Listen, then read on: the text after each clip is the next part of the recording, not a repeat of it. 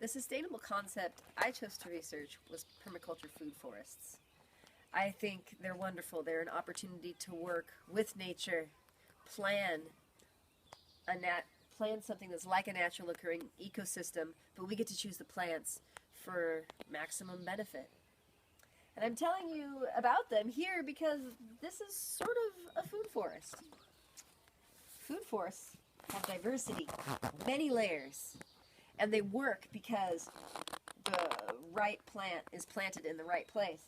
You can see that in this little microcosm that's sort of like a fringe of a food forest. What makes it a food forest is there's the ground cover layer. There's nasturtiums we can eat, violets, hyssop for tea, onions to eat, lemon balm, lilies to eat. Then in the middle, rose hips for fruit, currants for fruit. Back there's lots of plum trees in an orchard. And then it goes off to the maples in the back. We can tap them for syrup. To make it slightly more food foresty, it would be ideal if we had a greater canopy, not of timber trees, but of nuts, of larger fruits. What makes a food forest in particularly powerful and long-lived is that it's a polyculture. And what polyculture means is literally many cultures. It speaks to the diversity. Because there are so many different plants here, starting now until the fall, there's things for bees to eat.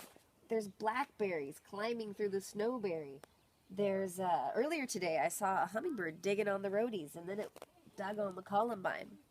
Not everything here is necessarily food, but there are, not necessarily food for me, but foods for other birds and insects, and because we're all here, it keeps the system incredibly vibrant.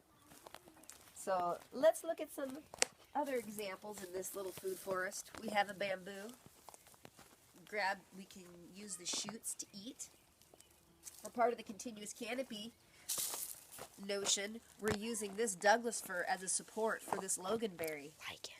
It can grow, be supported by the tree instead of by a trellis that might fall apart. In the spaces, there's peonies, which have roots that you can eat. Kale is coming up. A native food ground cover is this miner's lettuce. It grows fine in the shade of this Douglas fir. Part of planning for food forests is knowing what can handle this drier shade and what needs it moister.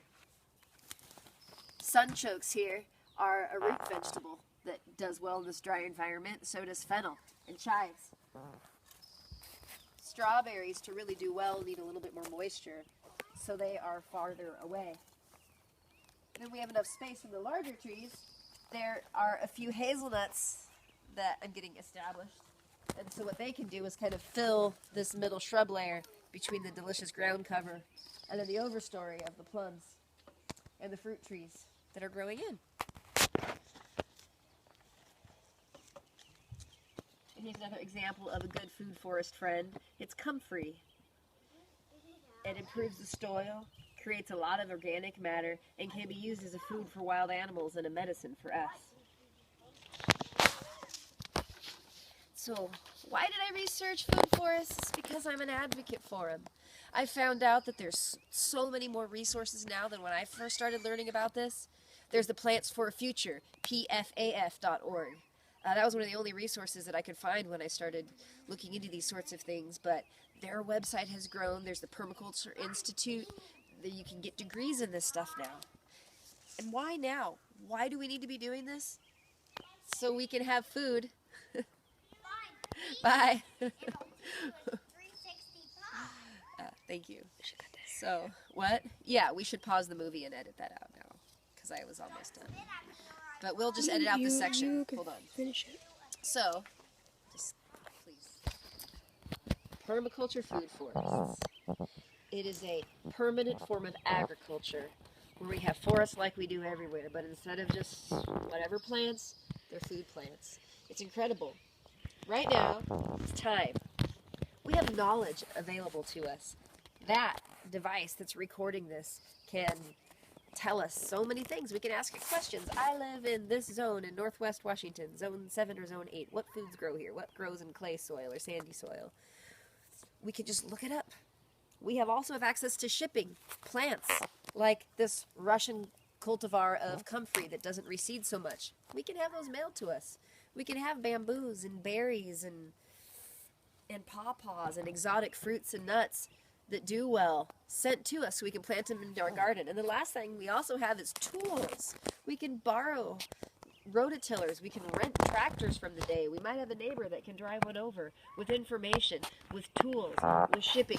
There's no reason for us to not have food forests in all of our gardens, in all of our public land, instead of grass or something else that isn't that exciting.